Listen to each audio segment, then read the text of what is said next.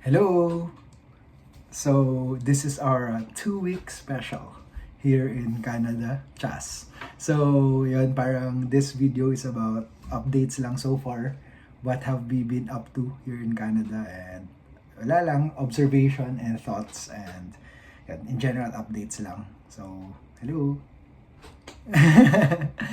Okay, so nag-prepare lang kami ng some talking points just to guide tong video na to. So, first love is what have been our updates so far. So far, kumusta naman ang life natin in the past 2 weeks? Yeah, the past 2 weeks, I think medyo complete na kami sa government stuff namin. We're officially citizens. Yeah. Medyo na kami mabuhay here. May identity na kami here. That's what I mean. So, we did our IDs. We tried to accomplish our IDs pero hindi pa complete. Last na lang is yung health insurance, like health identity card? Yeah. Yung health insurance card, Okay. Na para covered ka sa medical system. What else? Yeah, so parang matagal na, 2 weeks ago na yun, na when we first arrived here, na parang walang familiar. A little bit familiar na with our neighborhood. Yeah. We know how to throw our trash. Alam na namin kung saan yung garbage area. We saw the parks nearby. Pero meron pa kaming mga gustong i-explore na parks. Yeah. We also saw kung saan yung mga groceries, banks namin, how to ride the bus. Yeah. Alam na rin namin yung mga bus stops, yung train station, or subway pala, magkaiba pala yung train here and subway.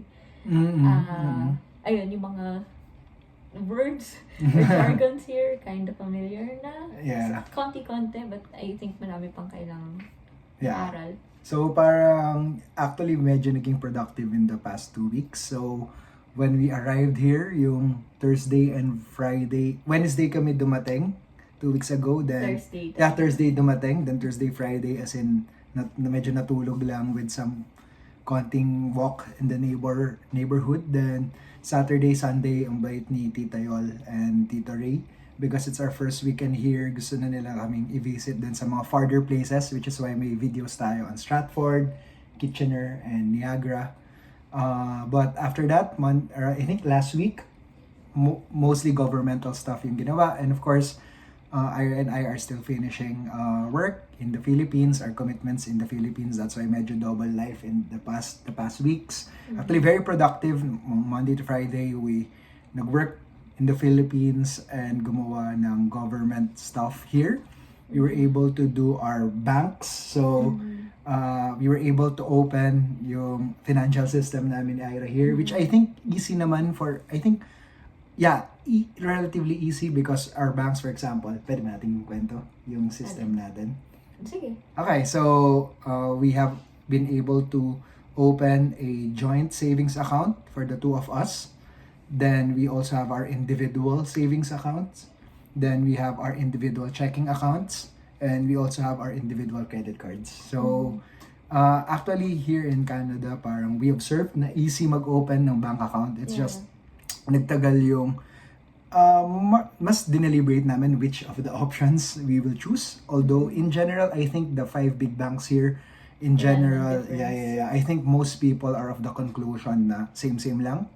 So that's why we ended up with our choice. But we were able to do that. And an observation there is parang unlike in the Philippines, you are able to open a bank account here with 0 funds. Right. So that's very interesting na it's that easy naman. Very convenient. And yun nga, parang actually if hindi ka very OC, you just want to open a bank account, you just visit a bank account and you'll be able to open your, as a PR, as a newcomer here in Canada, a savings, a checking, and a credit. Like, very easy lang yun. Apart from that, we were also able to do our permanent residence card is sa very start pa lang ng immigration. Binigyan na rin kami ng SIN. Our social identification number, which I think is the most important number for Canadian everyone here in Canada. So that's the most private number na hindi dapat sinishare because that's your essentially national number. We were also able to get an Ontario residency card for Ira. So isa sa mga requirements yun for, yun nga yung sinabi ni Ira na OHIP. So, photo card. Yeah. Then last weekend, Saturday, we were at the Samson Residence. We met the family of Tita Donna and Tita Sherma, ang tawag ko. Pero Tita Emang, very hospitable, warm, very Filipino. So nag-enjoy their very homey to be there. Yeah, very mabait yung mga families that have supported us here. Yeah, that's why super thankful. Yeah, then Sunday, last Friday, so we relocated again as planned naman. So last week na nagstay kami kina Tita Yol. Then as arranged naman, mabait, last Friday they allowed us to transfer here sa house ng aming cousin, si Kuya Joy, and kanyang very kind wife, Ate Rochelle. So we're living here now, and thank you very much Kuya Joy, Ate Rochelle, and Mamita, the mom of Ate Rochelle na napaka-bait kasama. So thank you for supporting us, and malaking help it. We'll be observing yung housing nga here in Canada later.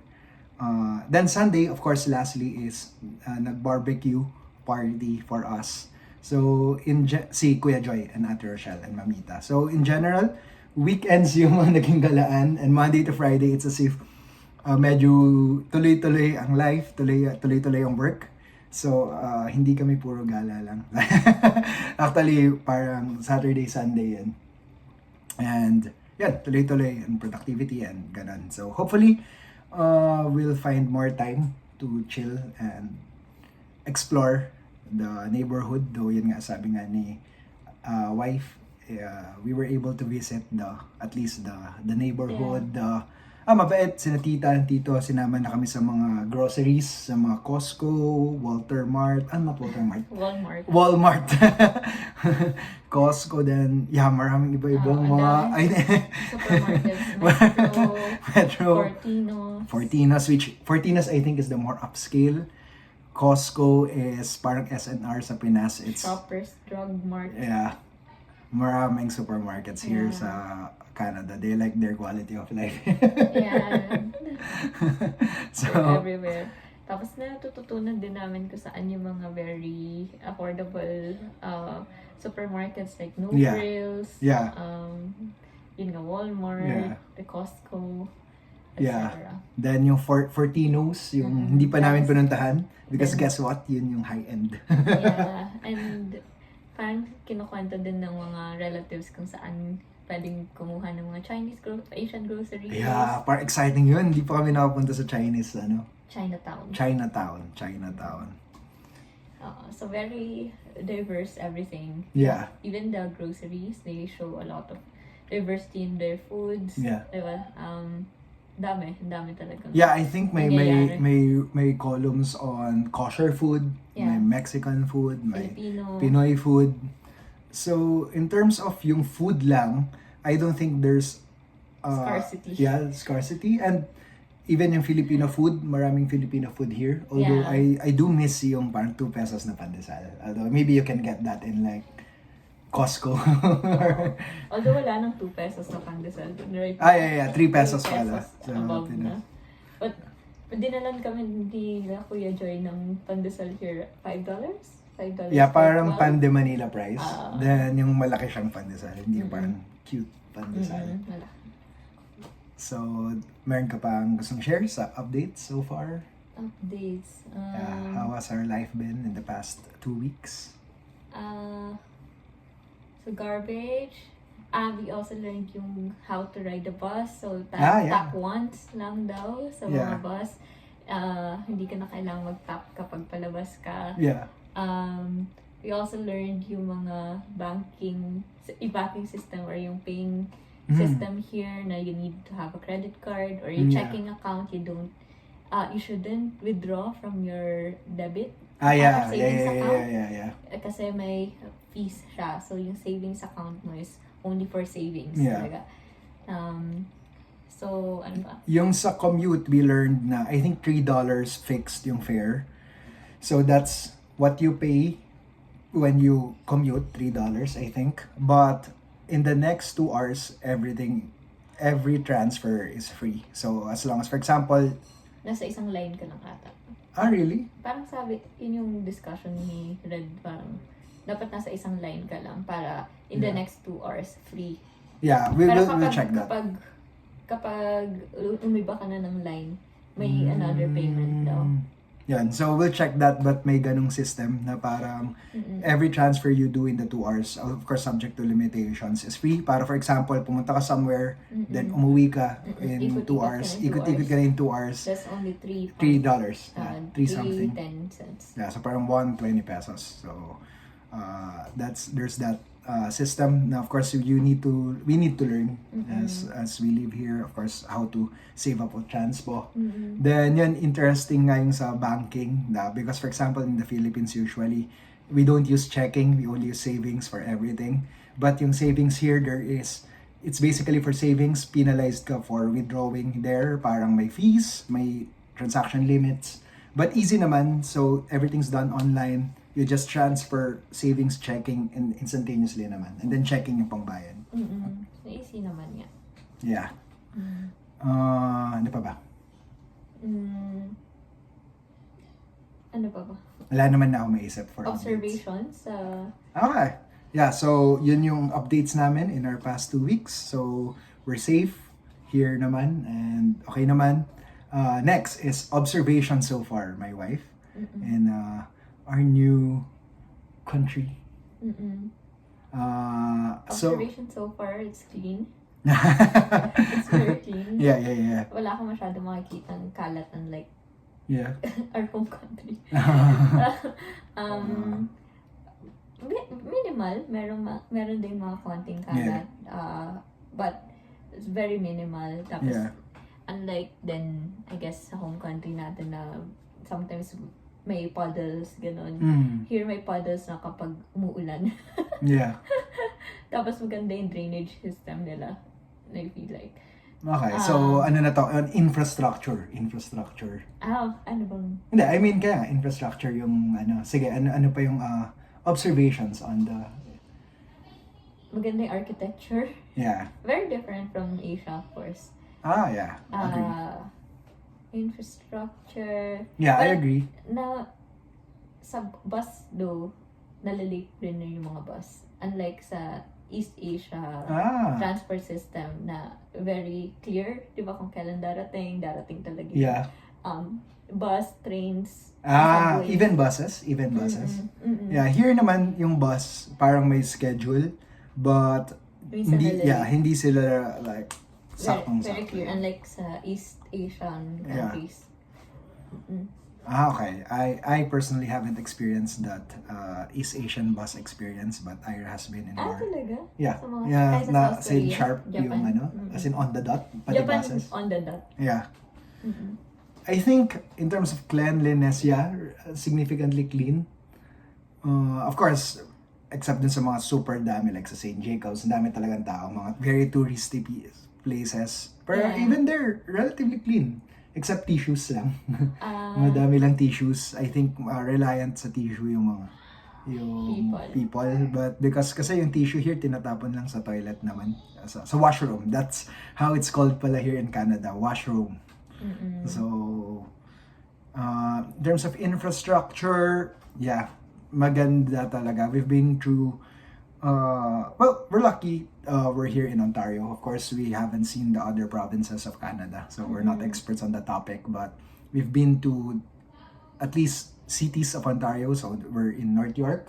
We've been to Brampton, to Kitchener, Stratford, and we've been very quickly to downtown. Mississauga? We've been Mississauga? Near Mississauga, the area near Mississauga. Okay, so maganda yung buildings, maganda yung... Actually, in general, infrastructure is maganda talaga, from highways, then... Tsaka every corner parang may parks. So I like that. Yeah. Urban design. Yeah. Tsaka very green ng buong buong area. Laging may plants, may flowers, kahit sa poste correct. may flowers. Correct. Yeah. So parang if you'll describe it, it's like BGC in, green BGC, green Makati, but parang everywhere. Yeah, but iba rin yung itsura ng houses talaga eh. Parang, I think the closest na is Australia. Hindi siya same yung infrastructure. For me, iba yung colors as compared sa Japan. Even first world countries like Japan, Korea. Iba yung... I guess iba rin kasing gamit nilang panggawa ng build ng houses. Bricks, ganun. Yeah. Yun. So, yeah, in terms of infrastructure, blown away. I like... Maganda talaga. Yun lang talaga in summary. From the houses to the tourist spots, then yan, maganda and full of trees. Tama si Ira, parang trees everywhere. I think plants everywhere. Yeah, plants, trees everywhere, like so. Ganda talaga there. I think nakwento nila na protected yung nature here. And yung mga animals, hindi mo pwedeng lasunin kahit pests sila sa house. For example, raccoons or possums. Yeah. So, hindi, nakwento ni Kuya Joy na hindi mo pwedeng, leave it in your, like put it under your own control na lasunin sila. So, bawal pala yun here. So, they provide food for the pests. Pests. But ang goal is to bring them to their proper habitat. So, dinadala sila sa forest, nearest forest daw kapag nahuli. Yeah. So, that's for infrastructure. I think infrastructure, parang for me, 10 out of 10. Like, maganda talaga. So, service din pala, kasi connected lang dahil nagkaroon ng power outage. Correct. Sa Toronto. Yeah. Then, parang we saw immediately na nagre-respond kaagad yung government. Yeah. So, as soon as nagkaroon ng power outage, meron ng mga people who went there just to check if yung basement is nabaha, ganun. But, although nasabi pala sa atin na dahil lang pala sa condo yun. Di ba? Parang, we don't know we can't generalize if everywhere. Everywhere may checkers. Yeah. pero very efficient kasi may app sila to see parang ano ba nangyari, bakit nawala ng kuryente and the water. Then meron din silang estimate that time kung kailan mababalik yung electricity, which is correct. So nung sinabi nilang 10 p.m. babalik, 10 p.m. din, 10:30 p.m. din bumalik. Yeah. I mean, medyo nag-adjust ng konti, pero at least may estimates naman. And parang real time yung adjustment. Parang nag-start siya around 3, pero parang in-update naman na, okay, hindi pala 3. Sorry guys, parang ito yung nangyari. So, need pang ayusin. Yeah, and I think you can easily call anyone if you need assistance. Diba? Parang lahat naman ng services na we needed, parang there's a hotline. Agree. The hotlines are working. Yeah, agree. The hotlines are working in our home country. Sometimes you have to check if the hotlines are working. Yeah, in general in the Philippines, hindi tayo very confident. We don't like calling hotlines. Number 1, expensive. Number 2, sometimes pinapaikot-ikot. So in general, we were able to use the hotlines here for the bank, for Service Ontario, Service Canada, for driver's license. So in general, I think responsive yung mga toll numbers. So when it's written in a piece of paper na call this, it's working. That number is working. So working. And I think free, if I'm not mistaken. We will triple check that. But ang sinabi sa amin, free yung mga calls because only calls tayo for Canadian numbers. So, we haven't built anything yet extra, so we'll see. Infrastructure.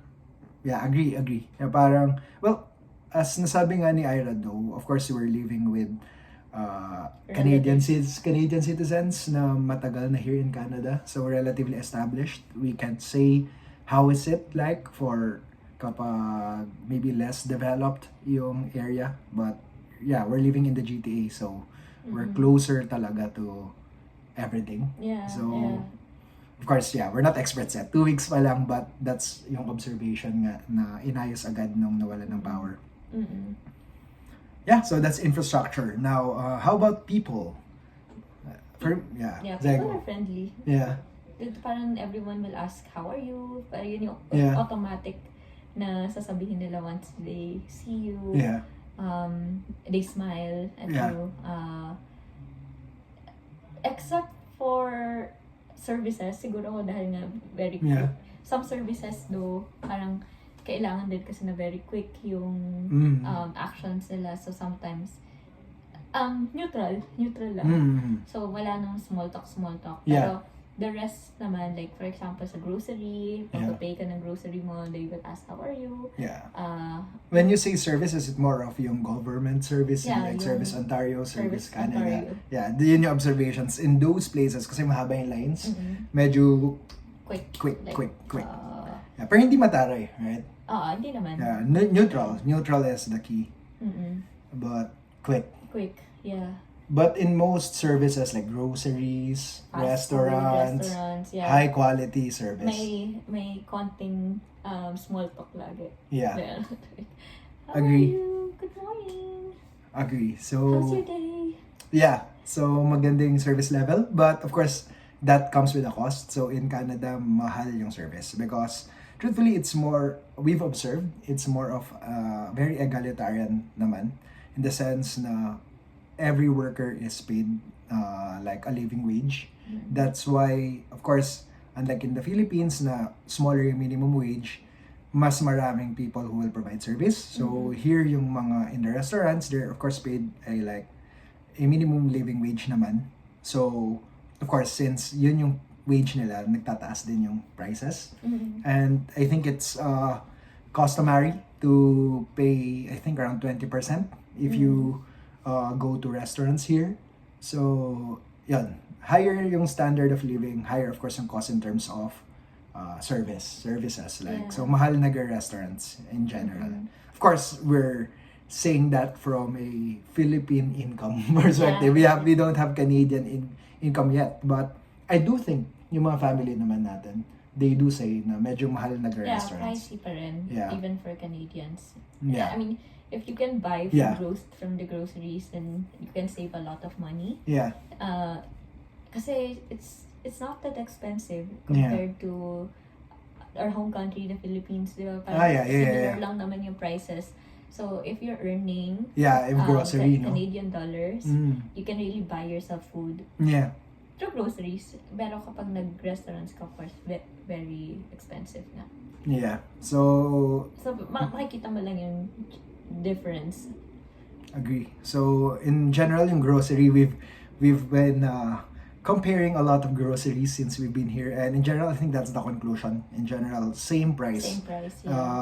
In the Philippines, in general, in groceries at least. Restaurants definitely more expensive here, of course, but that's not counting yung proportionality niya din sa income ng people here. So it's just yung basic pricing that we're talking about. So if you compare even goods and products here, parang same lang din yung price sa Philippines. Parang yung technology, gadgets, parang same lang. Yeah, hindi regional pricing sa Pinas. So for example, yung iPad natin, same yung price here. So if you put that into proportionality as to your wage, right? So mas marami talagang purchasing power.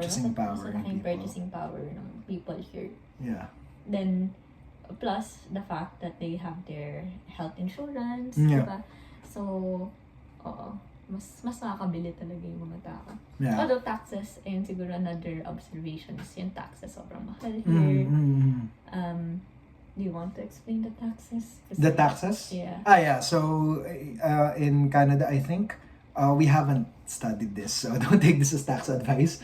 But I think it's around 13 to 40% yung tax that will be claimed against you. So it's like in city buildings sa games, right? If mataas ang standard of living, mataas yung taxes paid by citizens in general. So, yun, higher yung taxation here.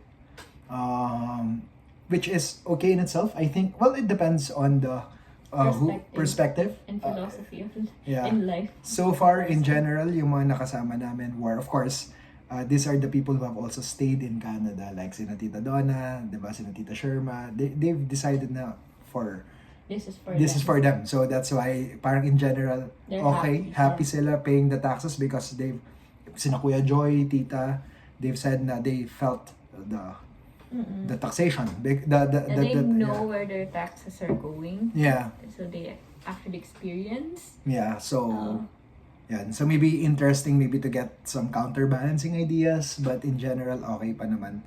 Okay yung mga Yung mga namit people namin. na when it comes to paying their taxes. Yeah, to paying their taxes. And parang in general high yung belief nila, at least yung mga namit natin, to the government's power to do things right. At least yung ano ba yung mga important for citizens, right? Healthcare, housing.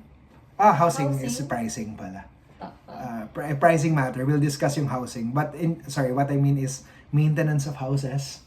Parang in general, walang kaabog-abog yung mga tao na okay, may... Parang they have trust sa government. In terms of that. Yeah, the government will take care of them. Yeah. So far, no? Yeah. So far. Ako, observation ko sa people, parang hands down the most diverse country I've been to.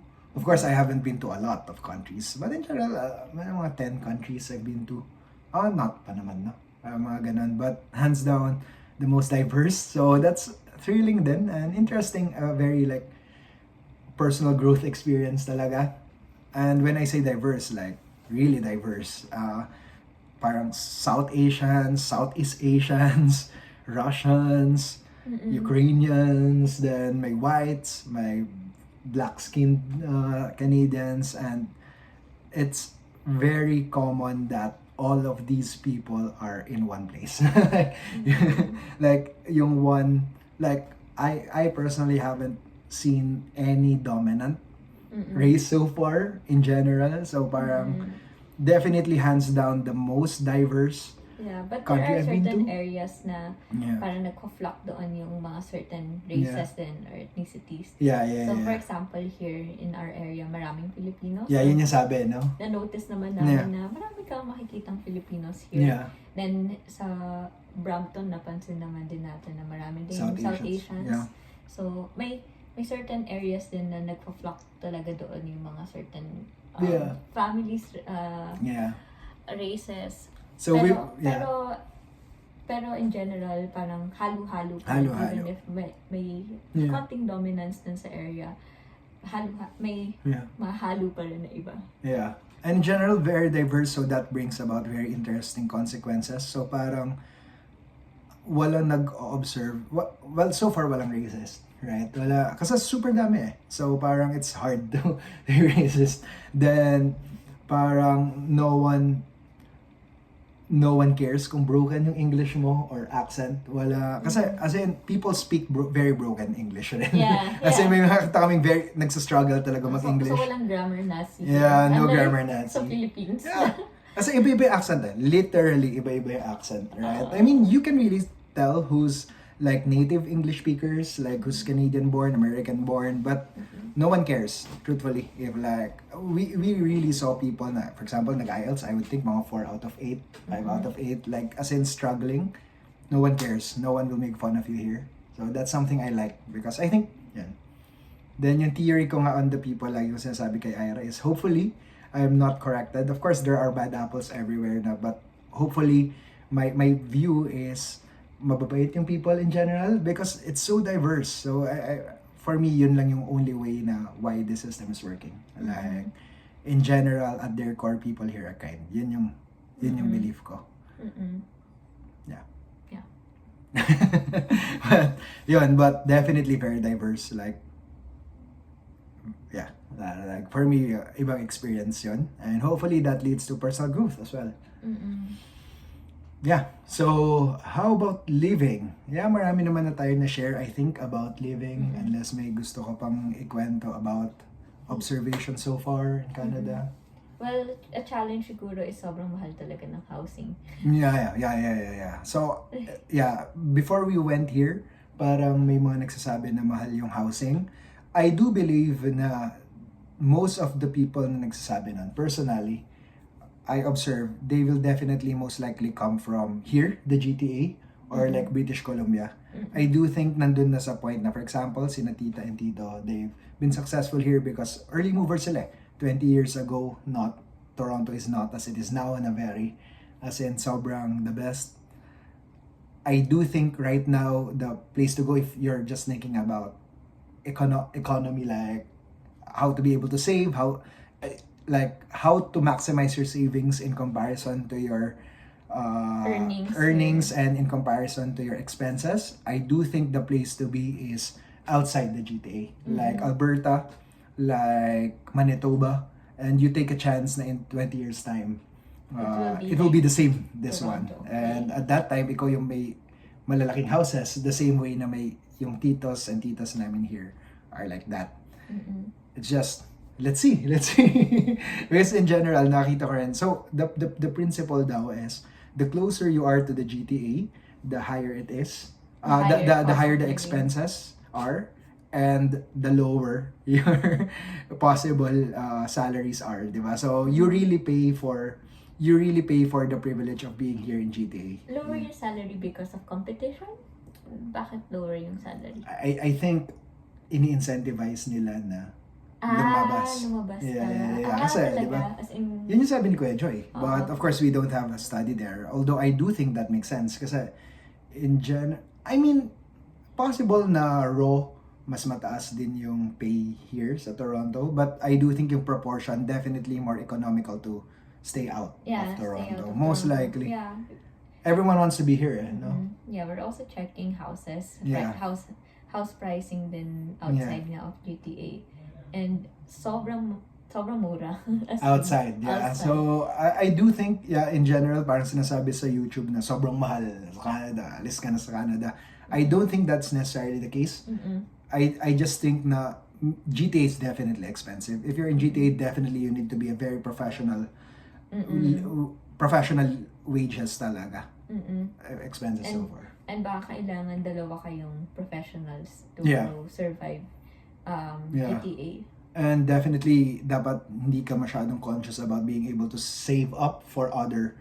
I do think na if tayo lang iniisip natin, kaya sa GTA. But if you want to, Give back to your families. be back to your families, save up for your family in Philippines, mahirap i-balance here if GTA. But Yes. let's see. Kaya that's why we've been working hard to be able to start here, start here faster, to get work here faster. But yun yung observations as regards to that one. Let's see. But yun nga lang kasi yan, people really pay for the privilege of Toronto. Staying here. Yeah, because everything's in your doorstep, like groceries, infrastructure, And, tourist spots. Yeah, and it's very lively here in Lively. Toronto. I'm checking din yung mga events. Yeah. So, normally, yung events nasa downtown Toronto. Yeah, talaga. agree. Although meron naman ding events sa ibang areas, but doon concentrated yung mga events. So, Yeah. so if you want that kind of life, Correct. And you in Toronto, have to work hard yeah. to stay here. And I do think in Toronto though, at least yung ma-offset is I don't think you would need a car that much kasi malapit sa yung trains, etc. But the farther you go out, mas need yung cars. For example, if you live in the outer suburbs. But yan, in general, expensive Toronto. But let's see. Maganda Toronto eh. So, hopefully. Let's see from there. So, let's see. So, that's living observations. Yeah, I think okay na yun. So, maybe likes and dislikes. But we've already talked about, I think, likes. So, maybe let's just go over what are the challenges so far. So, you want to start here or? Ikaw na. Okay, so of course, challenge is being away from friends and family. Of course, that one for me is the big consideration. Of course, that's very common for everyone na malayo. Nag-immigrate. Yeah, nag-immigrate, malayo sa friends, malayo sa family. Then, definitely, of course, yung habit din namin the past 2 years ni Ira, we have our own house. Of course, very kind, mabait lahat ng mga families Relatives that here, have sheltered us. But of course, right, like, and sila din naman yung mismong una nagsasabi na pwede ka emotional eating, emotional sleeping in the first months to be here. Truthfully, I myself miss family and friends. I also miss, of course, yung house sa Severa. Though, ngayon ko na feel hindi ko naman nami-miss yung like Manila living itself, yung traffic sa Manila. So ngayon ko naisip na home is maybe not the Philippines but actually my family and friends. That's my actually, that's my agree. personal. Yeah, that's, I agree Yeah. there. Na parang, so, I think malaking loss din to leave Yeah. our families and friends. Yeah. Diba? Na wala ka talagang kakilala here. Yeah. No one knows your history. No one Yeah. knows your childhood. Correct. Oo, wala. Yeah. The good thing is nobody cares in that sense na hindi ka Yeah. pe-pressurein. Mhm. But at the same time, right? But at the like- same time, when you think about home, Yeah. you also consider how near you are with your Yeah. family and friends. So parang, I think that's the Yeah. biggest challenge so far. Pero again, same sa thoughts ni Chon, hindi ko na-miss yun. Yeah, I mean, if there's one thing na parang masarap yung pag naririnig yung Alice Go, yung mga yung news, parang insulated from this Yeah. corruption. But in that sense, yun. So for me, parang din ko na-realize nga na yung family and friends yung Home. who are Yeah. who are our home. Who makes our home. Then, yeah, not to dwell on this topic too much kasi truthfully nakakaiyak yung topic na yan. But in general, I think yung pinakamahirap is yung you avoid trying to foresee na hindi kayo makapag-bond for a long time ng family mo in the same way before na physically, wala lang, just chilling. Of course now, thankfully may technology naman, but Yeah. and appreciate of course the family that are making do with what we have in that sense. Of course, yan. So, yan naman. Ang tip naman is not to dwell too much Yeah. on what you've lost, but yan, of course, Yeah. appreciate the family. Yan, focus Na- on what you'll gain.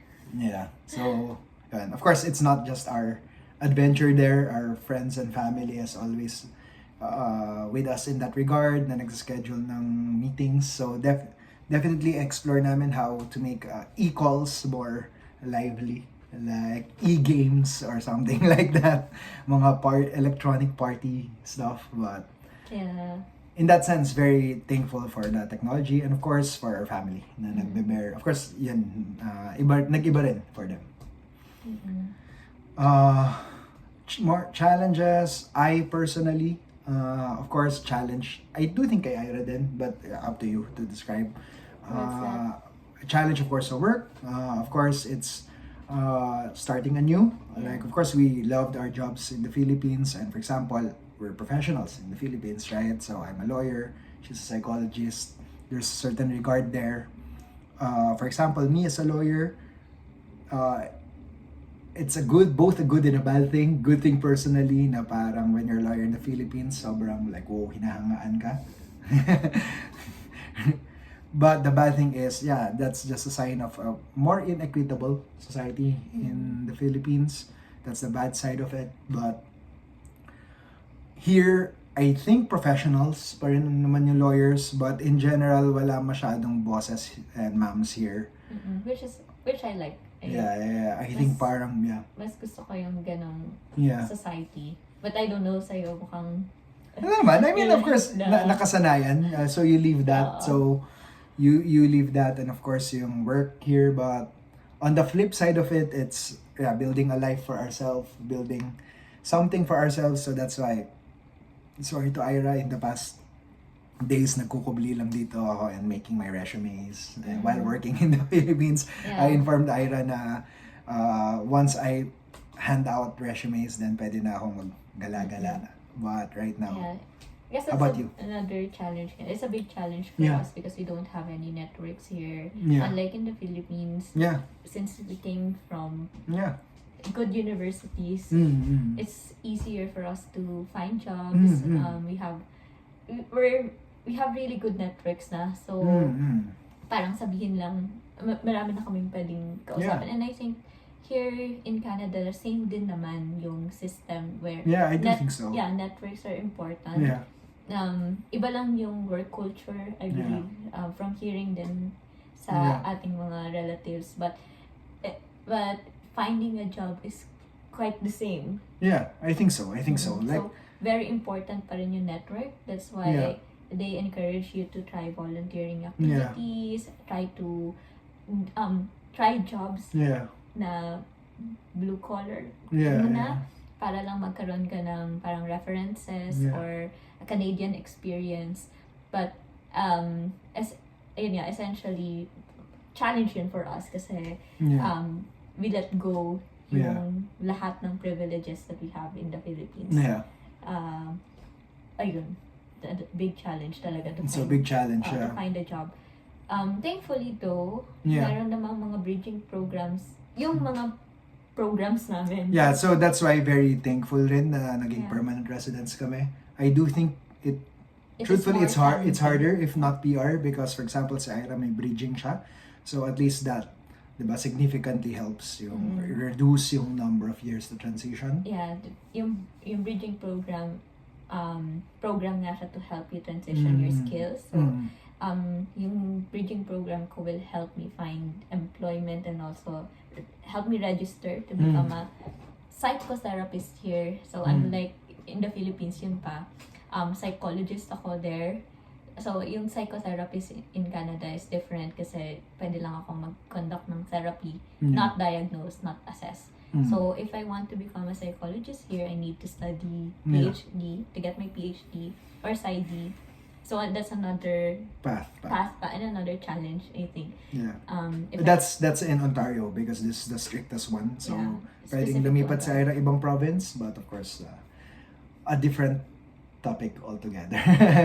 So, depende sa kanya. Ako, I'm open to moving. Let's see. Too far down the road, of course, the most important thing right now is makapag-transition first year because easier na mag-transition everywhere else if you're able to transition to Ontario, purchasing power, resume-wise. Yeah, so going back lang sa pagiging PR, you won't get that if you're not a PR, yung mga bridging programs. Yeah. So, but may iba namang mga pathways, like I think may mga bridging programs din specific to your university, like yung kay Chon. Pero yung kay Chon din, nakatulong din yung PR niya kasi sobrang nag-cut yung tuition fee. Yeah. So, mahal yung masters, I think 1/3. 2.7. Pwede ba sabihin? So, yan, if for example, you want to transition here as a lawyer, so na-clear naman ni Ira, sinabi na. So, sabihin ko, almost 3M. If you want to masters, take your masters here. But if PR, around 1/3 of that. So, malaking help to be a PR. Yeah. But it's hard to be immigration experience na to. I think it's for another video. But essentially, naging PRs lang kami here because healthcare si Ira. Because mental health si Ira. That's the only reason. And then, yun talaga yung reason. Kasi even if wala ako di ba? Bumaba siya up to 440 or something. So yeah, healthcare at the time. But yeah, that's a different topic altogether. But yun yung challenges here. So may challenges, of course, starting anew. The flip side is, of course, gusto rin naman namin mag-build ng something for ourselves, and it's, I think, a good spot naman to do that. And maganda yung society naman, but it's, of course, challenging. So far. Yeah. For me, so far, I think na for me, ang summary ko is it's up to us if this will be a mistake or not. Parang nandun siya sa threshold na yun na it's a risk, it's a leap of faith. So parang it's more of we are the ones who control it right now. Of course, our support system, our family, friends, if it will pay off. Yun yung for me. I'm not sure kay Ira. I agree naman na parang may factor, malaking factor yung willingness natin and hard work nga. Yeah. Pero I also believe na may mga factors din tayo na hindi natin talaga control. Yeah. So, kailangan din ng sobrang laking flexibility na like, baka may mga plans nga na hindi talaga masunod. So, I think isa rin yun sa mga personal growth na we need to face. Yeah. So ayun, maganda naman kasi sinasupplement namin yung isa't isa. And hindi kami laging same. So I'm the more pressured one. But Ira is, of course, always working. 24/7 nag-work si Ira. And at least kung may happy ako is nakapagpahinga ka a few months. Because of course during the transition, because of course burnout din maging psychologist. Yeah. So yeah, I think pwede mo pa rin retain yung clients mo, but kailangan mo mag graveyard shift.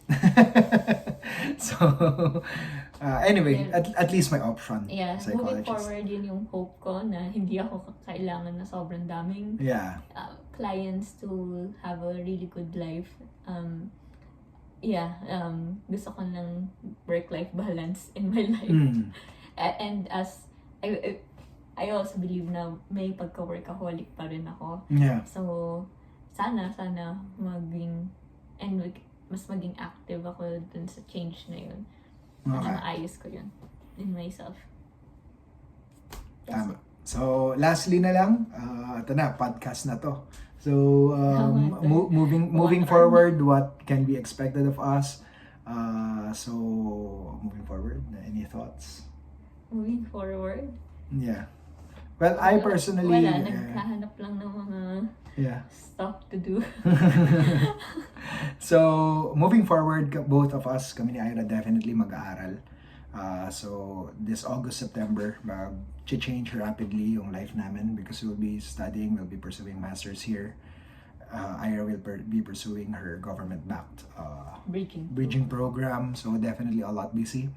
We'll also be pursuing, of course, employment opportunities. That's why very busy in the past months, but past weeks. But apart from that, of course, hopefully, we'll of course make time rin to explore the place. So I think this Saturday, if available, kami the downtown Toronto because we haven't fully explored the downtown Toronto. We've seen it, but mabilis lang nung sinama lang kami ni Tita in her hospital. Yeah. And parang everyday, ang daming nangyayari kasi the past weeks talaga. Yeah. Dire-diretso. Yeah. Gawa ng government sa balik sa work. Then, konting gala. Yeah, of course, mabait yung, to be fair, yung gala, mabait yung families, but of course, yeah, I mean, mabait na in the sense na, of course, inasama kami everywhere and we appreciate that. But, and very thankful kasi baka, ewan ko kung sobrang work, focus lang tayo dun sa fixing everything, tapos work, baka ma-burn out din tayo immediately. Tapos we won't like yung experience namin here kasi we're missing family and friends. Yeah. So, really thankful na yung relatives and families na nandito. They're doing their best to help us adapt. Yeah. And yung families din natin in the Philippines help us adapt too. Na parang laging nag-check. Friends din. Nag-check din sila. Yeah. Nag-chat, di ba? Yeah, sorry in advance to our family and friends na hindi pa namin na-replyan. Like, marami akong hindi na-replyan. Sorry. I miss you, everyone.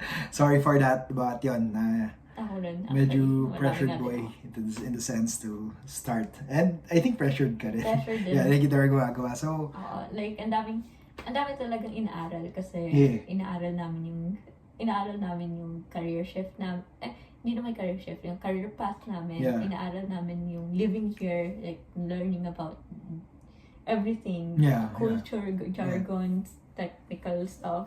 so makitulong ko bigla. Ang daming inaaral. Tapos ang daming information na okay, so dito po pala pupunta. Okay, ganun pala yung way of talking to other people. Okay. So, daming information talaga. Yeah, may way din of speaking. I think iba-iba din. Iba din. In general then, even if mabait yung mga Canadians, meron din mga some Canadians na more outspoken. Yeah. So you have to get used to it, yung feedback, yung criticism. Yeah. More outspoken. For example, may parang Canadian na parang nagsabi na gumigewang-gewang kami while walking in the mall. May mga in general, super bait in the sense na hindi man lang neutral eh. Parang pag naglalakad kayo, hi, good afternoon. And that's very friendly here in Canada. Like, you can do that like almost to everyone. Pero meron din more upspoken. But at the same time, for me at least, hindi dangerous. Well, at least here in Ontario. At least here in North York. Because we haven't been to downtown too much. Yeah. Yeah, may mga cases din na... Yeah. Na parang, di ba, parang, is that the way you walk? Or like, kapag nag-aaway sa park, sa driving, may mga nag-aaway din sa daan. So, yeah, I mean, we're still in the American region, so I think medyo mas upspoken pa rin in that sense as compared to, of course, very conservative Asians. So, interesting din yun. So, something to get used to then. Yeah, something to get used to then. But so yun, I think that's it. So we've spoken, I think, about moving back and moving forward naman na now. Looking back and moving forward. So I think in general, yun yung 2 weeks experience namin. We'll of course be posting more and more and trying at least to post. Meron pa kaming mga hindi na post, but yan, because nag-work din the past weeks and we've been doing stuff. Moving for ano yung mga ano na lang. So lastly, just to end with a note, very quick. Okay. Ano ang mga areas na gusto mong i-visit here in Ontario or in Canada? Areas? Yeah. In Canada, ang ganda nung Sige, Alberta. Ontario. Alberta. Alberta. Sige, medyo short term. Ontario. Okay, Short term. Ontario. Gusto kong pumunta sa Botanical Garden. Yeah. Ay, malapit lang, right? Yes. Around 1 hour. 1 hour away. 1 hour Of walk. So, mga 20 minutes. Uh-huh. 30 minutes of bus. I want to go sa mga trail parks. Yeah, Because- which madaming trail Yeah, parks. because mahilig akong maglakad-lakad. Yeah. Gusto ko ng nature. Yeah. Yung gusto niya mag-tennis. Yeah, so yung maganda here, like infrastructures, maraming free tennis courts. In the Philippines, you can't do that. Gusto ko Mahal. mag-museums na hindi pa namin nakikita. So sana by Yeah. at least, although meron canoe app lang Yeah. na pwede daw free yung visits natin sa museums. Yeah. Pero wala pa tayong PR card. Kasi Okay. meron So, wait siya- for that. You have to wait for the PR card. Yeah. So in general, yung napansin lang namin, marami talagang free stuff here. Yeah. May maraming free libraries, maraming free museums, maraming free tennis courts, basketball It is paid courts. by the people's taxes. Pero Yeah. nakikita mo, di ba? Yung Correct. taxes, saan napupunta yung taxes mo na. Yeah. May free stuff ka because of the government. Well, sa atin free now kasi hindi pa kami nagbayad ng taxes so far. Nagbayad after ka ng 1 year. taxes sa mga binibili. Yeah. May ganun tax din. May HST. May 12%. Yun yung isang nakaka-shock here. You need to add 12% to every... 13%. 13%. Yeah, you need to add 13% to everything. Just add it agad. But yun. Ayan yung sinasabi. Para, di ba? I mean, as consumers, ang concern mo lang naman is the total price. But yun, that's something every YouTube video says na yan yung kailangan mong bantayan here. Yeah. Add 13% to everything. Another interesting siguro culture here. I'm not sure if I guess meron din sa ibang countries pero kapag daw bumili ka or pwede mo i-refund every or most of the items that you buy. Yeah.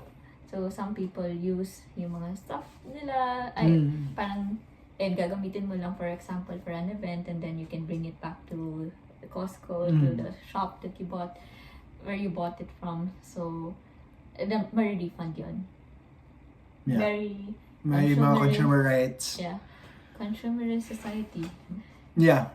Yun. I think in another video na separate na, but may scaling progression most stuff here. Like, pag nagda-drive ka, mas mahal sa start.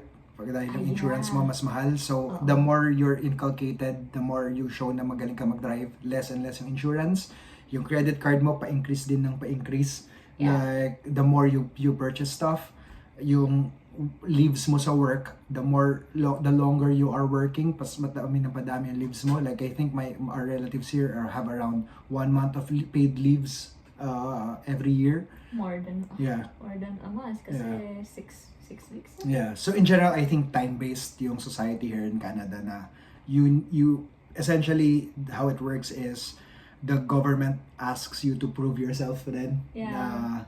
Except for healthcare. Healthcare is from the start, kung PR ka, given. Yeah.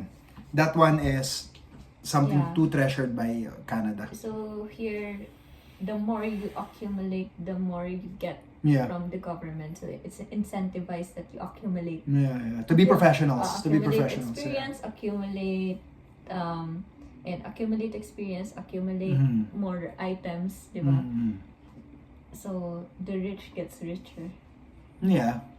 Yeah, I guess in that sense, or yun, na parang you're incentivized the longer you show loyalty. You show merit. So medyo very meritorious in that sense.